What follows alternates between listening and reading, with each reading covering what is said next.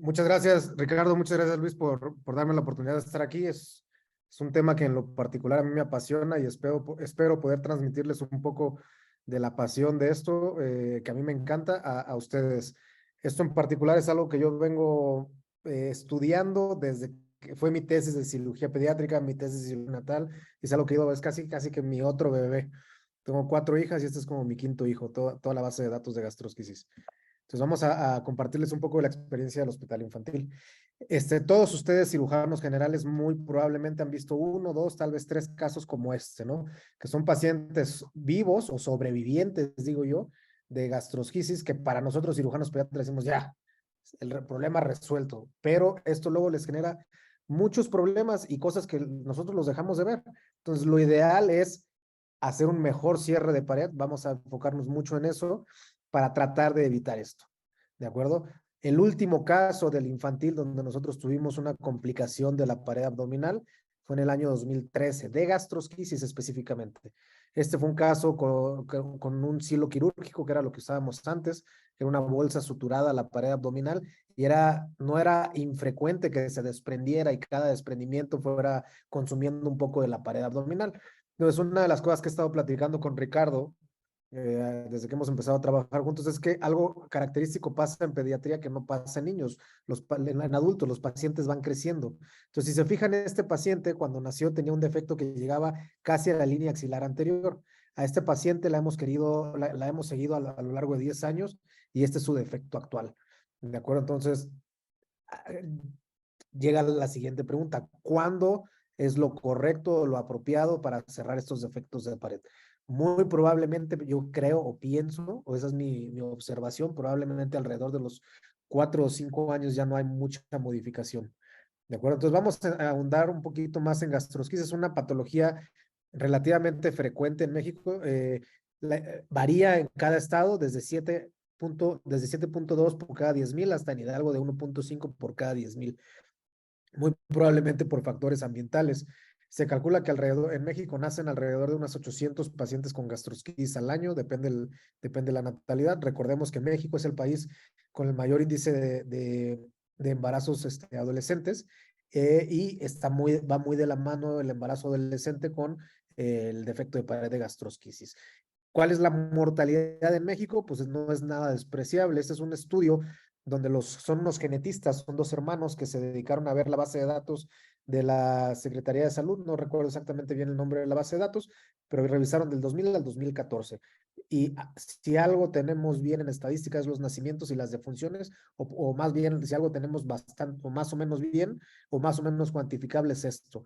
Y entonces identificaron que el 32% de los pacientes con gastrosquisis fallece. Nosotros, cuando empezamos esto, vimos que la mortalidad era bastante alta. Nuestra mortalidad era del 22%. Entonces estábamos más o menos acorde a lo normal.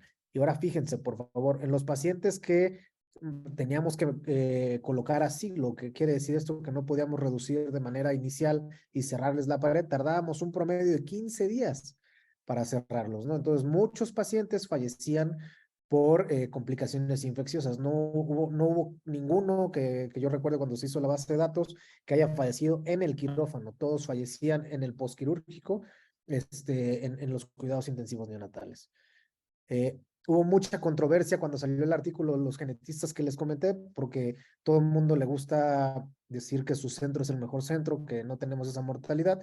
Pero entonces, este fue un estudio bastante importante, relativamente reciente, donde el Hospital Infantil de México participó como coordinador nacional, y vean la mortalidad de gastrosquisis y la mortalidad de onfalocele, que es en lo que me voy a enfocar en estas pláticas. Entonces, a diferencia de los países de ingreso económico alto, eh, es donde más hay diferencias en gastrosquisis. En onfalocele y en onfalocele no hay tantas, ¿de acuerdo? Ahora, ¿qué tan grande fue este estudio que les comento? Pues fueron 3,800 pacientes en 6 meses de recolección, 38, 5.6 pacientes, perdón, 89 pacientes de alto ingreso económico, y nosotros en México pues somos 166 hospitales de ingreso económico medio. En total fueron 74 países y donde hubo mayor diferencia fue en la mortalidad en gastrosquisis. Entonces es algo que tenemos que trabajar. Mucha de estas mortalidades es por procesos en los manejos que vamos a hablar. Nosotros, a raíz de este estudio que vimos de que pues, nuestra mortalidad era alta y sobre todo con la paciente que les presenté de diciembre del 2013, nos sentamos, analizamos que teníamos que mejorar varias cosas y pues ¿a qué determinamos? Pues cambiamos radicalmente todo desde el manejo de líquidos endovenosos, desde hablar y cómo cubrir las asas intestinales, el uso de ventilación mecánica, eso fue de las cosas que más trabajo nos costó romper este paradigma, y el uso de catéteres percutáneos de inserción periférica en lugar de un acceso venoso central de entrada, ¿de acuerdo? ¿Por qué es importante esto? Vean, los pacientes que se intuban en el estudio que les comenté que salió publicado en Lancet, que se llama Global Pediatric Surgery Research Collaboration, tener ventilación mecánica postoperatoria aumentó 59% más riesgo de mortalidad. También hicieron un análisis de factores protectores. Utilizar un catéter percutáneo de inserción, catéter venoso central de inserción periférica, tuvo un 35% menos de riesgo de mortalidad, a diferencia de cuando se usaba un catéter venoso central de los tipo Arrow que conocemos, o los clásicos. ¿De acuerdo? Y el uso de una nutrición parenteral cuando estaba apropiadamente indicada, porque en muchos países o en muchos incluso hospitales de ingreso económico medio se tardan 2 o 3 días en gestionarla. Entonces, el iniciar una nutrición parenteral en manera adecuada, eso también disminuye el riesgo de mortalidad.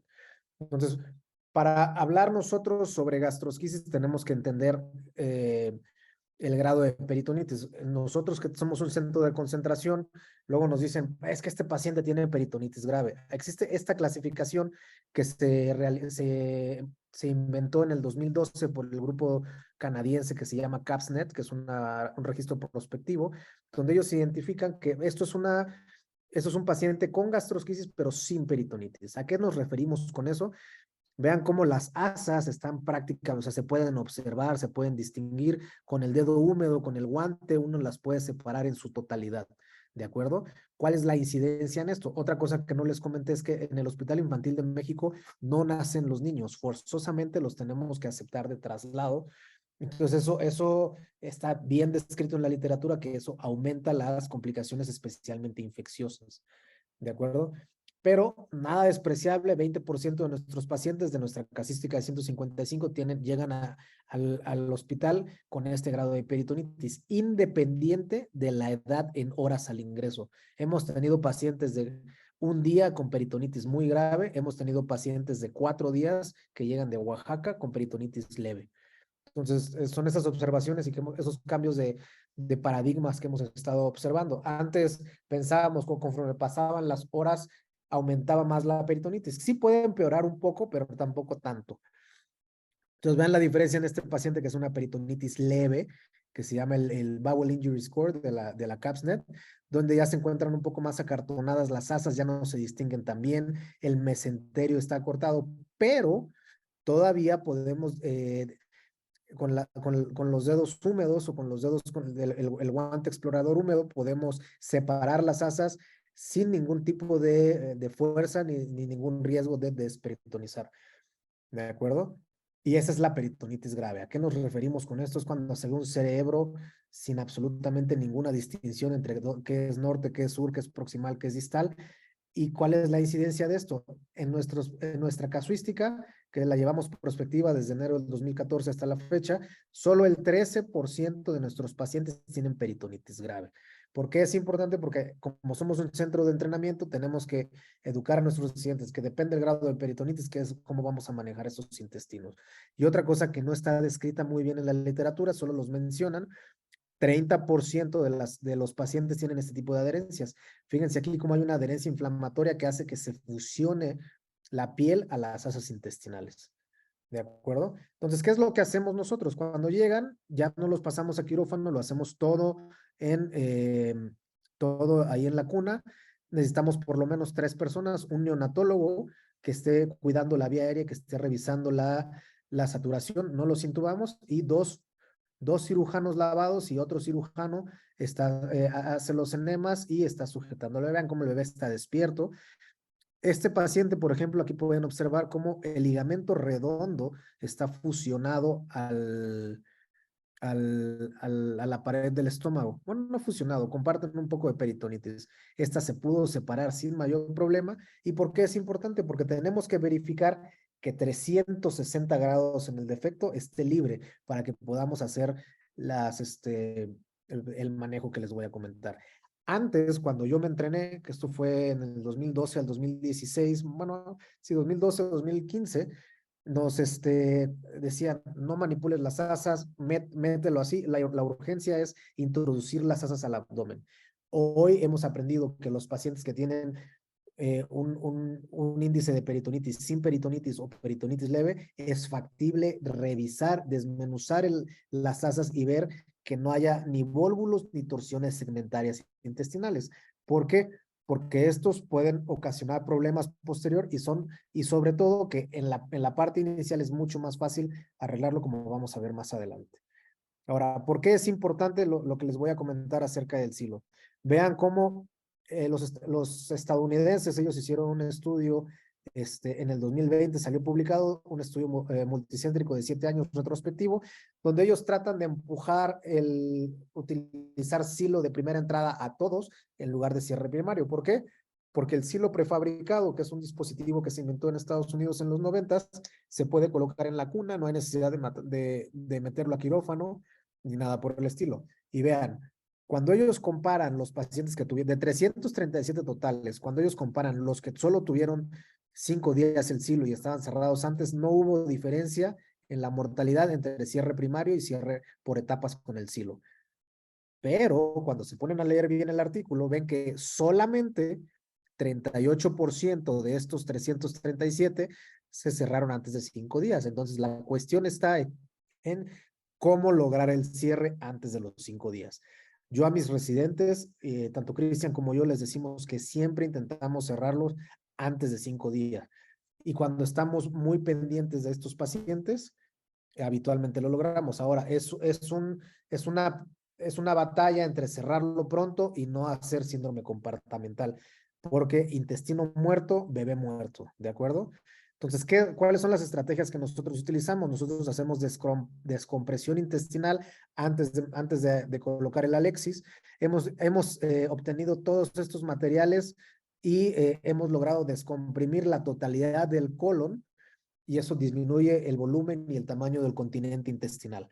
¿De acuerdo? Otra cosa que hemos observado, el doctor Mario Peña es un cirujano pediatra que trabaja con nosotros, es un cirujano endoscopista experto y también trabaja en el Hospital General. Entonces, es una foto cortesía de él. Otro colega puso un silo, pero no manipuló las asas y a las 6 horas estaba así. Entonces, me habla por teléfono, ¿qué me recomiendas? Quítale el silo y ve que no está torcido. ¿Por qué? Fíjense, es el mismo paciente, inmediatamente al momento de quitar el silo y ver que no esté torcido, ¿de acuerdo? Entonces, vean la estrechez del mesenterio. Este paciente, así como está, tiene una peritonitis leve, porque si uno introduce el dedo aquí, se puede separar todo esto, ¿de acuerdo?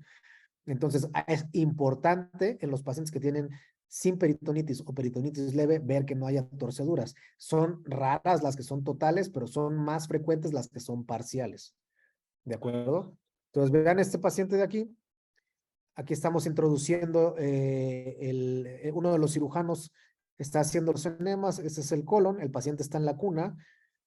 Eh, Aquí estoy yo y aquí está otro de los residentes. Estamos descomprimiendo el colon y vean lo que observamos. Ahí estamos haciendo los enemas, descomprimimos el colon.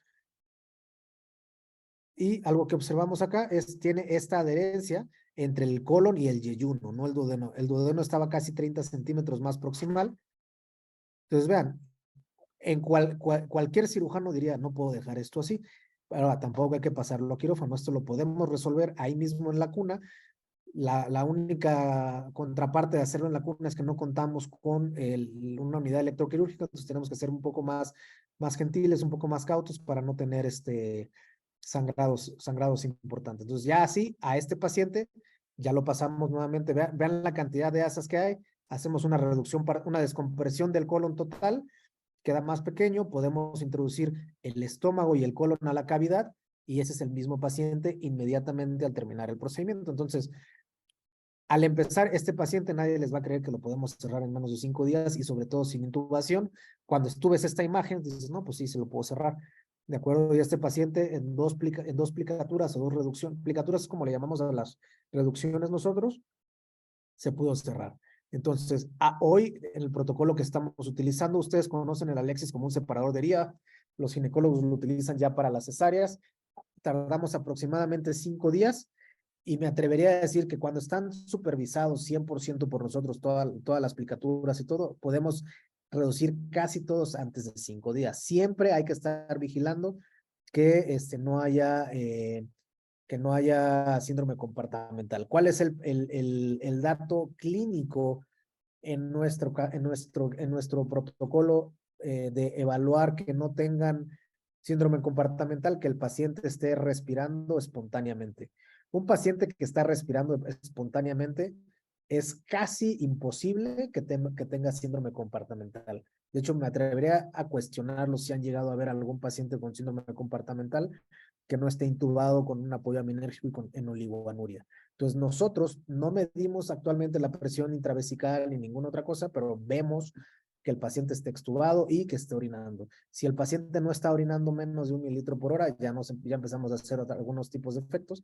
Entonces, vean este paciente cómo llegó, está totalmente lleno de meconio el colon, hacemos una descompresión intestinal, hacemos una reducción parcial. Una disculpita ahí por los guantes de la doctora que estaban bastante grandes, ya, pero el video está bastante bueno. ¿De acuerdo? Entonces hacemos reducción parcial y colocamos el dispositivo Alexis. Entonces, este paciente, después de colocar el Alexis, vean ya cómo se observa, ¿no? Ya no se ve una masa imposible de reducir. Este lo pudimos cerrar ahorita veo en el videito. Vean cómo queda, ¿de acuerdo? Entonces, este paciente, así como llegó, lo cerramos en un día de vida. ¿De acuerdo? Nunca estuvo intubado y se le hizo un cierre sin sutura. Entonces, hay pacientes que tienen más peritonitis y que no se pueden reducir de manera tan importante como les mostré en las siguientes en las fotografías previas. Entonces, hay pacientes que están así con mucha peritonitis y que es lo que tenemos que hacer, y hacer las reducciones o las plicaturas, como se le llama en el argot de la cirugía pediátrica, cada 12 horas después de colocar el dispositivo. ¿Por qué utilizamos el dispositivo Alexis? Porque en México, por la COFEPRIS, no está autorizado el dispositivo que se inventó para ese tipo de circunstancias, ¿de acuerdo? ¿Hay alguna diferencia? En mi opinión, no. Hay gente que dice que sí. Yo creo que hay que usar el dispositivo que estés acostumbrado a utilizar. Y el chiste es que siempre estés observando que no se vayan a estar apelotonando las asas en el defecto, porque puede haber isquemia. Casi todas las series de finales de los 90 europeas y americanas, donde transicionaron del silo quirúrgico al silo con dispositivo con aro o preformado, como se llama, tuvieron 1 o 2 o 3 casos de lesiones intestinales durante las reducciones. Nosotros también tuvimos un caso de una lesión intestinal asociada a la aplicatura. Hemos tenido, bueno, ese caso falleció y hemos tenido otros 2 casos que se pudieron resolver. ¿De acuerdo? Entonces, vean la diferencia. Este es un proceso activo, eso es lo que le digo a los residentes. No es por obra del Espíritu Santo, no es porque no es por gravedad, entonces, porque si no, ahí sí te tardas más de 7 o 10 días en reducirlo. Y otra cosa que sucede es que el dispositivo va ampliando el defecto, ¿de acuerdo? Entonces, les comenté un poquito sobre el cierre sin sutura, vamos a comentar un poco más. El primero que lo usó, pero nunca acuñó el nombre como tal, fue el doctor Bianchi en su serie de los 90s. Él se dio cuenta que si quitabas el silo sin extender la herida, granulaba sin mayor problema. Luego, unos colegas australianos en el Congreso Panamericano del 2001 publicaron su casuística de 35 pacientes como todo un protocolo. Mencionaron y nosotros utilizamos la técnica que ellos describen de dejar un parche por 2 semanas, pero no le acuñaron el nombre. Fue hasta que el doctor Sandler, 2 años después, en el Congreso Canadiense, en el 2003, él utilizó el nombre el uso del cierre sin sutura para gastrosquisis. Y ahí fue la revolución, el nombre pegó, y actualmente se le atribuye al doctor Sandler, que fue el inventor de esta técnica, aunque en realidad fue el que inventó el nombre, pero antes ya los habían descrito en otros foros, ¿de acuerdo? que son simples y complejas. Las gastrosquisis simples son las que no tienen lesión intestinal cuando llegan al hospital, y las complejas son las que cuando llegan o nacen en el hospital donde se van a tratar, tienen perforación, tienen atresia, tienen necrosis o ese tipo de circunstancias, ¿de acuerdo? Ahora, ¿qué es lo que ha habido, qué es lo que hemos notado con este cierre sin sutura? Desde que se describió en principios de la década del 2000, empezó a haber un uso pobre, 13%, se veía, era como de muy mal gusto utilizar el cierre sin sutura. Muchos cirujanos decían, eso no es cirugía, ¿qué va a pasar con la hernia? Y que actualmente en Canadá ya cerca del 43%, o y probablemente más, si volvieran a publicar su serie, ya utilizan el cierre sin sutura porque es una herramienta bastante versátil. Ahora, muchos proponen el cierre sin sutura como una medida para disminuir la mortalidad, pero esto no es cierto. Ya hay un metaanálisis por la Universidad de McGill, que todos ustedes conocen, que son expertos en análisis de datos, donde la diferencia significativa entre el cierre sin sutura y el cierre clásico con puntos de sutura es que hay una diferencia significativa en sitios de infección de herida quirúrgica y una diferencia significativa en ventilación mecánica, no en mortalidad, no en nutrición parenteral y no en días de estancia hospitalaria. Pero esto, ¿por qué importa en nosotros en países de ingreso económico medio? Porque los pacientes de gastrosquisis fallecen por infecciones, no fallecen en el quirófano. Entonces, ¿cómo lo hacemos nosotros? Así, una vez que logramos el cierre, le ponemos varias cintas de silicón y le dejamos el parche por 2 semanas. Si este es un paciente, a la semana después de que está el cierre. Vean cómo todos tienen su hernia umbilical, no pasa absolutamente nada. Esta es una foto ya vieja. ¿Por qué? Porque este paciente hoy en día tendría su sonda nasogástrica en lugar de orogástrica. No le pasa nada a los recién nacidos si le colocas una sonda 5 u 8 French en la nariz, pueden respirar de manera espontánea. Entonces, vean, este es nosotros empezamos el cierre sin sutura en abril del 2014. Este ya es un paciente de nuestros primeros años. Este es un paciente con peritonitis grave. Vean cómo no se puede distinguir una asa de otra. Lo logramos reducir. Así estaba, así empezamos y así terminamos, ¿de acuerdo? Le pusimos su parche, quedó con su granuloma, no pasa nada, le volvemos a poner otra curación, todos quedan con su hernia, mismo paciente, y este paciente acaba de venir este lunes a la consulta que tiene este defecto umbilical, bueno, esta cicatriz umbilical. Como tal, clínicamente no tiene ningún defecto herniario, al maniobras de Valsalva no hay protrusión, ni defectos de pared, se palpa dura esta parte. Hay algunos pacientes que sí han tenido, de hecho, de los 155 pacientes, solo hemos operado a los 4 años a 2 pacientes porque persisten con la hernia umbilical. ¿De acuerdo? Entonces, hasta ahorita no les he hablado de si hay que cortar o extender el defecto o no. Antes, cuando yo me entrené, era casi obligado que a todos se tenía que extender el defecto. Hemos ido aprendiendo que no es necesario, ¿de acuerdo?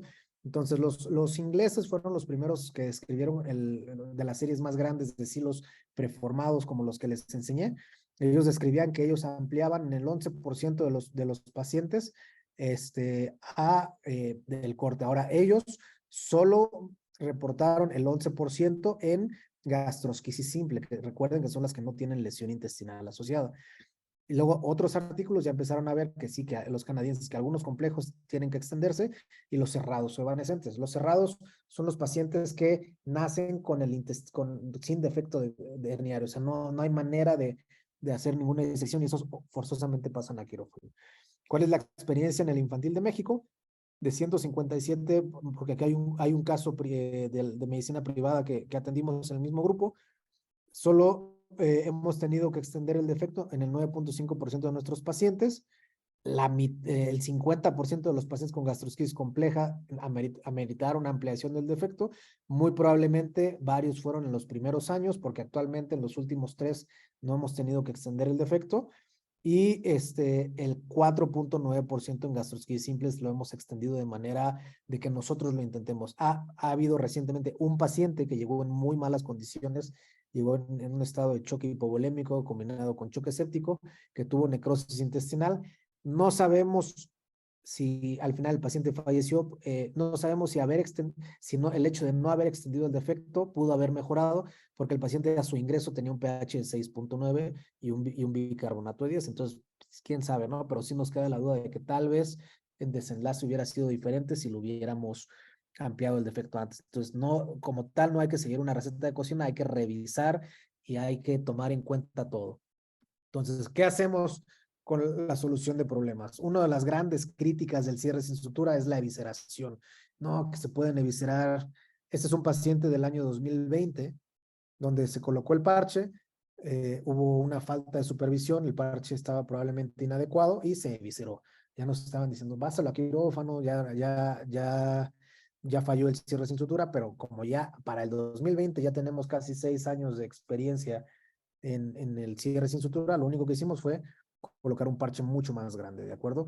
Actualmente recomendamos parches de 10 centímetros. Esta foto es del mismo paciente después de 2 semanas de que se recolocó el parche. Y esta foto es de hace un mes donde vino la paciente que además tiene neurofibromatosis. Es la única paciente con gastrosquisis con neurofibromatosis. No tiene defecto herniario, o sea, o cuando hace maniobra de Valsalva no hay una protrusión, está duro esto. Hay algunos pacientes que cicatrizan con ombligos más pequeños y otros con ombligos más anchos, ¿de acuerdo? ¿Qué hacemos cuando nos tardamos? Vean, este es un paciente con peritonitis leve o sin peritonitis, me atrevería a decir, pero era un bebé de 1,700 gramos, tenía su adherencia. Entonces, este paciente tuvimos que salir de la ciudad, mi jefe y yo, y hubo un retraso en el cierre de 9 días. Entonces, vean, este paciente, cualquier persona que ve este defecto dice, vamos a pasarlo a una plastía, a un colgajo o a una colocación con parches. Una de las ventajas del cierre sin sutura es que si nosotros no hicimos un corte de la aponeurosis, estos pacientes se cierran todos. Mismo paciente, sin cirugía, sin malla, sin defecto clínicamente, nunca se reoperó. ¿De acuerdo? Este paciente ya fue en el 2016. Tuvimos 2 pacientes en el 2014 donde había una dilatación del defecto probablemente de la mitad, y a esos pacientes son los únicos 2 pacientes que nosotros les hemos puesto malla. En retrospectiva, muy probablemente, hoy en día, 2023, ya no les pondríamos nada, simplemente les pondríamos el parche unas semanas más y se lo ponemos. Entonces, ahora, siempre les digo a mis residentes, no hay que ser tercos. Si empezamos y vemos que hay mucho líquido, que no bajan las asas, que ya intentaste reducirlas, y no, a este paciente lo dejamos, desde el inicio documentábamos que el defecto era pequeño porque no entraba nuestro dedo índice a la cavidad abdominal. Eso es de manera arbitraria, es nuestra definición de un defecto pequeño. Entonces, estos les ponemos el Alexis y los ponemos con un poco de tracción, esperando a que se dilate el defecto. Habitualmente en 2 días ya hay un defecto suficiente para que puedan empezar las asas, pero vean en este paciente como había un acúmulo de líquido peritoneal, lo pasamos a quirófano, le extendimos el defecto y lo cerramos en ese mismo momento. ¿Por qué no cerrarle el cierre sin sutura? Porque consideramos que estéticamente es un poco mejor la cicatriz que deja el cierre sin sutura que la cicatriz que deja un cirujano pediatra, ¿de acuerdo? Este paciente está viva, lastimosamente perdió seguimiento y no tengo una foto actual de esto. Entonces ahora vamos a pasar un poco a los defectos de onfalocele. No sé, Ricardo, si hasta el momento tienen alguna pregunta o me sigo con onfaloceles.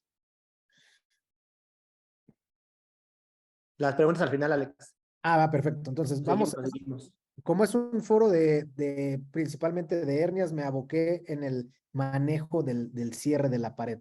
Hay muchas otras partes del protocolo, podría estar hablándoles aquí casi 4, 6, 7 horas del manejo de gastrosquis, pero vaya, eso es lo que hemos ido aprendiendo en el manejo de gastrosquis actualmente en los efectos de pared. El último paciente con una hernia ventral secundaria al manejo es el que les mostré, que fue en el 2013. Posteriormente ya no ha habido ningún paciente que tenga un abdomen o una pared abdominal catastrófica, diría yo.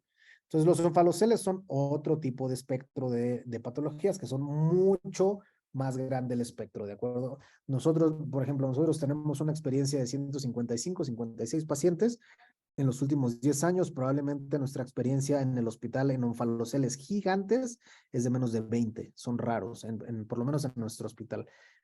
Hay otros centros como el Instituto Nacional de Perinatología por el diagnóstico prenatal que muy probablemente tienen mucho más pacientes o mucho más volumen de onfalocele que nosotros. Entonces, la diferencia con estos pacientes es que ellos tienen un defecto central. Recuerden que la mortalidad de ellos es del 20% y hay menos variabilidad entre entre ingresos, países de ingreso económico medio contra el 18-19% de los países de ingresos de alto ingreso. ¿Qué nos implica esto? Que los pacientes son mucho más complejos, ¿de acuerdo? Tienen mucho más malformaciones. En gastrosquisis nos implica que la diferencia está en los procesos de atención posquirúrgica, pero aquí no ha habido una diferencia. Quien te reporte que sobreviven el 100%, cuidado, debe de haber algo ahí que no se está reportando. Entonces, puede ser algo tan sencillo como esto, que aquí es casi una competencia entre cirujanos pediatras,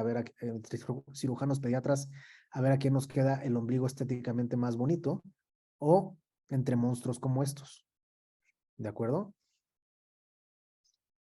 Donde está todo, el hígado eviscerado y donde no hay una pared abdominal, ¿de acuerdo? Entonces, hay todos este tipo de espectros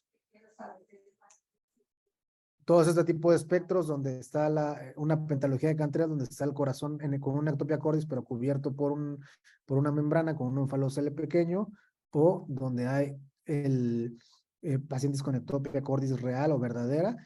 Estos pacientes, nosotros tenemos 2 pacientes vivos, les hemos puesto una malla, el resultado funcional bastante bueno, estético, nos hace falta mejorar ahí cierto tipo de detalles. Y estos pacientes en realidad son casos anecdóticos reportados en la literatura, casi todos fallecen en los primeros horas o días de vida por cardiopatías graves. Y otro espectro son los onfaloceles inferiores, donde fíjense, puede haber onfaloceles no tan grandes, pero hay malformaciones genitourinarias asociadas.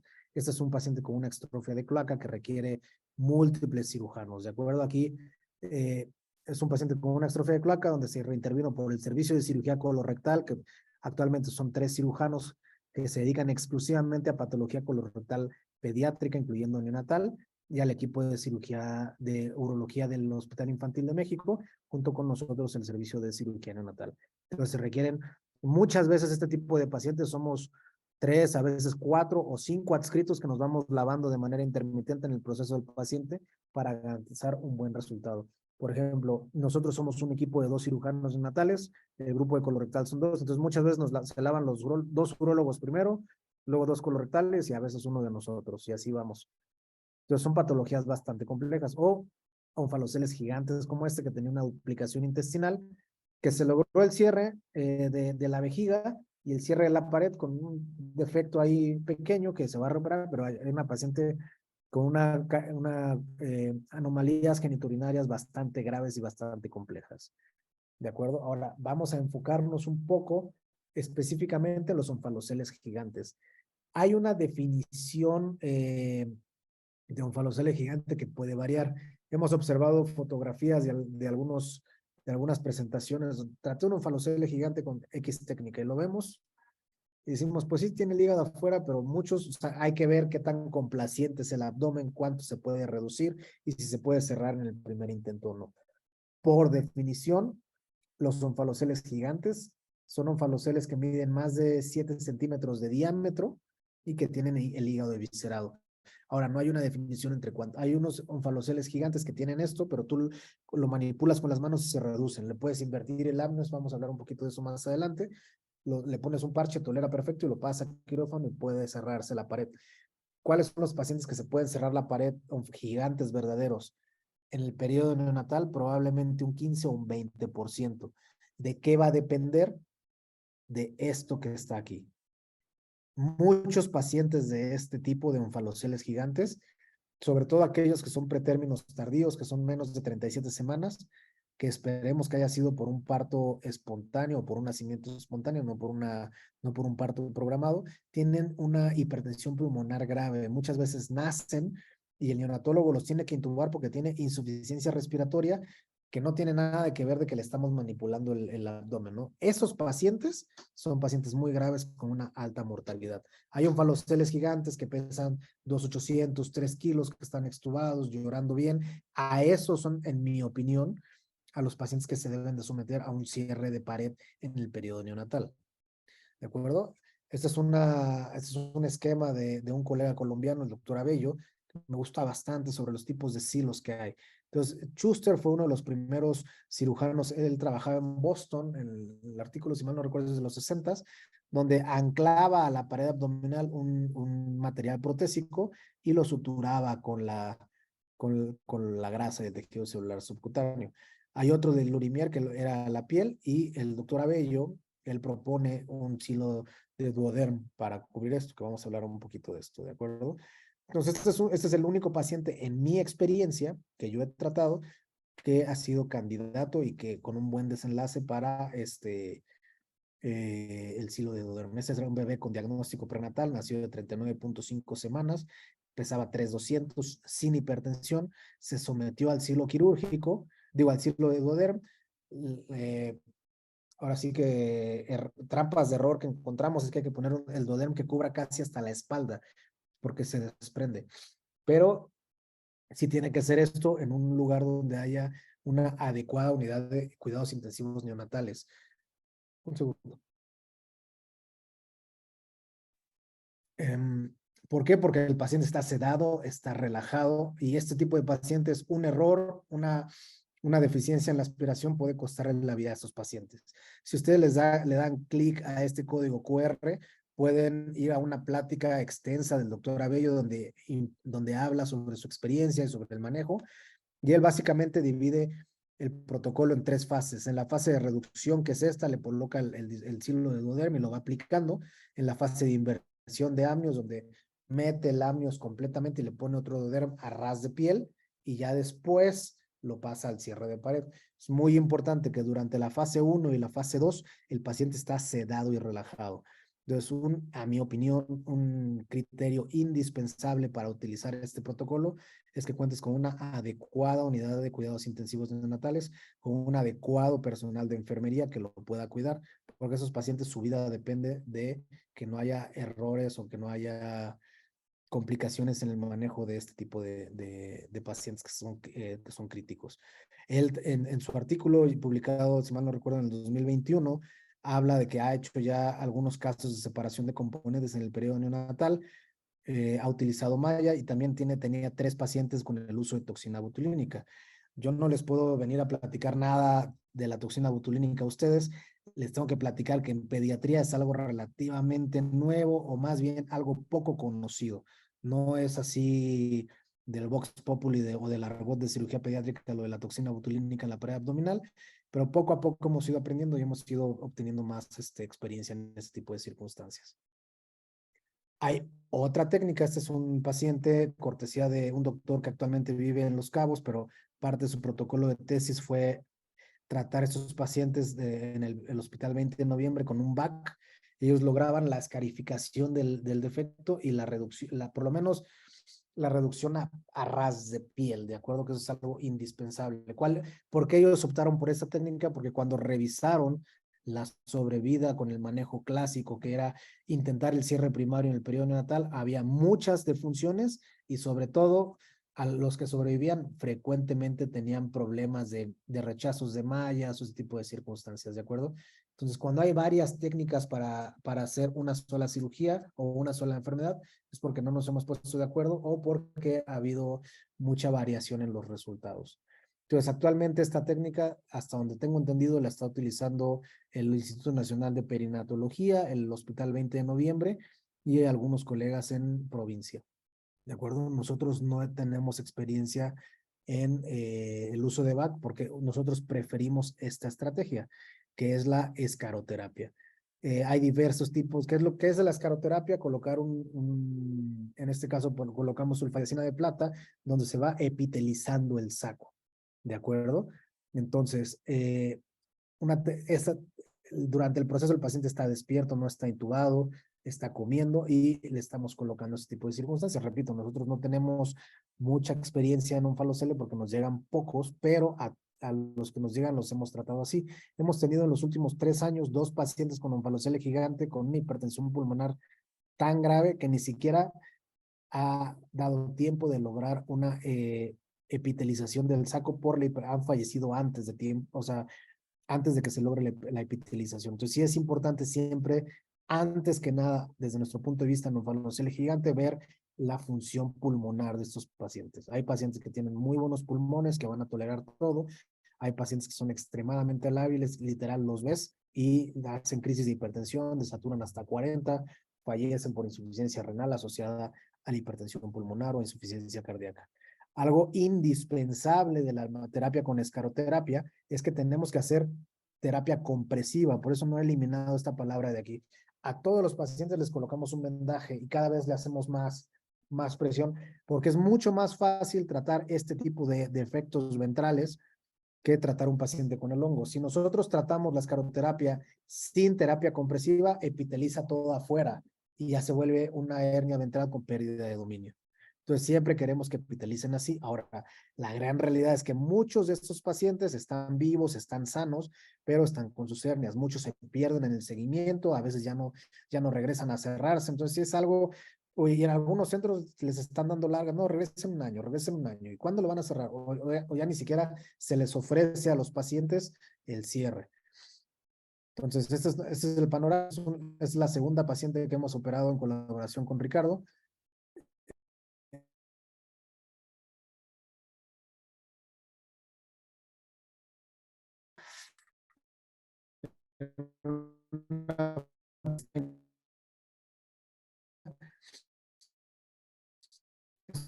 Fue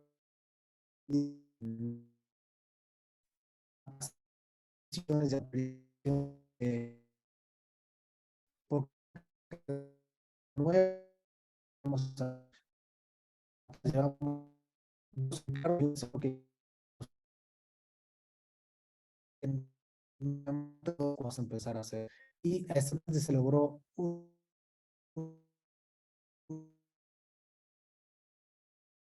hemos aprendido junto con Ricardo que además de hacer la adherenciolisis, ese es el hígado, y aquí está el borde, hacemos algo que nosotros no hacíamos antes y ahora lo estamos haciendo, hacemos la disección subcutánea de la pared abdominal hasta la línea, casi hasta la línea axilar anterior, y con eso viene todo el colgajo de aponeurosis, logrando un cierre sin tensión, que incluso puede ser un cierre con surgete continuo.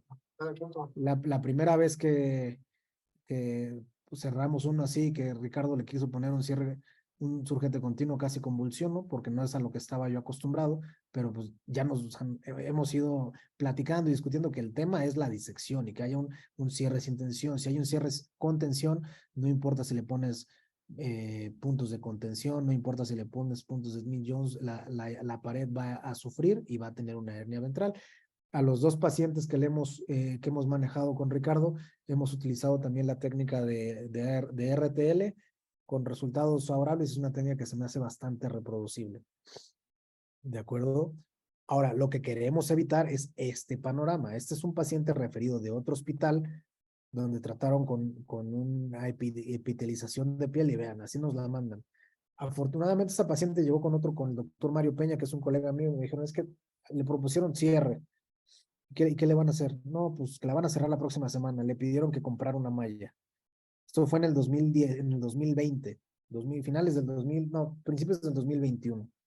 Y con esta paciente fue donde hicimos el contacto con Ricardo, le presentamos el caso y le dijimos, mira, yo le propuse inicialmente Botox, neumoperitoneo y cierre de componentes, separación de componentes, y ya Ricardo me dijo que no es lo ideal el cierre de componentes porque a largo plazo ha habido debilidad en la pared abdominal, entonces optamos, discutiendo entre todos, en colocarle 3 dosis de Botox. ¿Por qué 3? Porque era nuestro primer paciente, no queríamos tener complicaciones. Fue una dosis cada 3 meses y después de la tercera dosis, vean, esta es después de la segunda dosis, vean cómo ha habido una disminución en el volumen del contenido. Si le dan clic a este código QR, se pueden ir al artículo que recientemente lo publicamos hace unas semanas de este caso, según nosotros explicamos en detalle toda la técnica. ¿De acuerdo? Y este fue el primer paciente que en el hospital infantil sometimos a un neumoperitoneo preoperatorio. Se logró el cierre sin tensión, sin malla, sin necesidad de separación de componentes. ¿De acuerdo? Entonces, dudas que yo tengo y que a mí me gusta siempre estar viendo cómo podemos mejorar las cosas. ¿Cuánto es el tiempo ideal en pediatría? entre el Botox y el neumoperitoneo, cuál es la dosis ideal, una, dos, tres dosis, probablemente la dosis sea nada más una de Botox, probablemente no lo sabemos, y cuántos días del neumoperitoneo preoperatorio. Me he puesto a investigar últimamente, bueno, ya desde hace un rato, los argentinos utilizan el neumoperitoneo preoperatorio ambulatorio por un mes, les insuflan lunes, miércoles y viernes y les hacen pruebas de función respiratoria. Nosotros no tenemos una medición de cómo medirla. El video que vi del doctor argentino, él medía con 15 centímetros de agua la insuflación. Sería cosa de ver, tenemos que estandarizarlo. Y la otra gran incógnita para mí es cuál es la edad ideal, hablando para que sea una cirugía sin terapia intensiva. Eso sería como que mi criterio. O sea, que llegue el paciente, se opere, salga a recuperación, suba a piso, esté con sus papás y se vaya a su casa. Son incógnitas que tenemos, o que hemos estado pregunte y pregunte, que tenemos ahí. Ahora, hay pacientes que se salen de todo tipo de panoramas. Entonces, también otro as bajo la manga que hemos estado utilizando es el silo quirúrgico de Prolene. Este fue descrito por el doctor Edward Kiley, quien ya se jubiló del Great Ormond Street, que es una modificación al silo de Schuster del grupo de Boston en los 60s. Él utiliza una malla de Prolene y la fija en dos hileras de cada lado. ¿Para qué? Porque todos ustedes han visto cómo el Prolene se incrusta en los tejidos y ese no se desprende. Yo le digo cuando discuto de usar esto, ¿no? Primero el paciente fallece por otras cosas antes de que se le desprenda el silo de Prolene, ¿de acuerdo? Porque esas eran las complicaciones que veíamos con los hilos suturados previamente, que después de 10 días el riesgo de que se desprendiera era alto, ¿no? Entonces este paciente, este silo es muy difícil que se pueda cerrar. Y ellos lo describieron también para el uso de onfaloceles gigantes. Recomiendan para el silo de Prolene, en onfalocel específicamente, no retirar en amnios. Sí se cubren las asas con una bolsa de plástico, hay que hacer hincapié en eso, para evitar las fístulas, pero esto funciona bastante bien.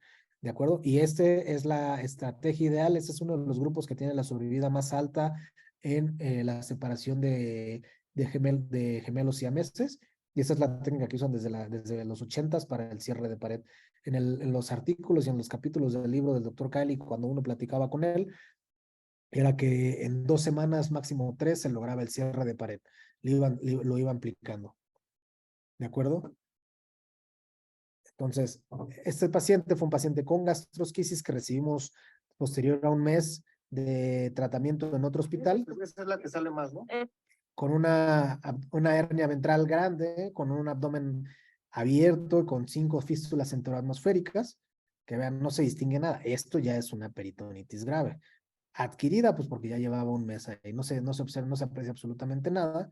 Y este paciente, pues lo tuvimos que someter a múltiples intervenciones. Aquí ya está después de la reconstrucción intestinal, tuvimos que entrar, no queríamos, nos tardamos unos días en agarrar valor y le quitamos todas las fístulas enterocutáneas, hicimos una derivación proximal, resecando las primeras 3 fístulas, hicimos la reparación de la primera, que era una fístula enteroatmosférica muy chiquita lateral, una reparación normal, y luego con puntos totales de PDS, y luego resecamos la segunda y tercera fístula que estaban a menos de 5 centímetros, y derivamos en una yeyunostomía.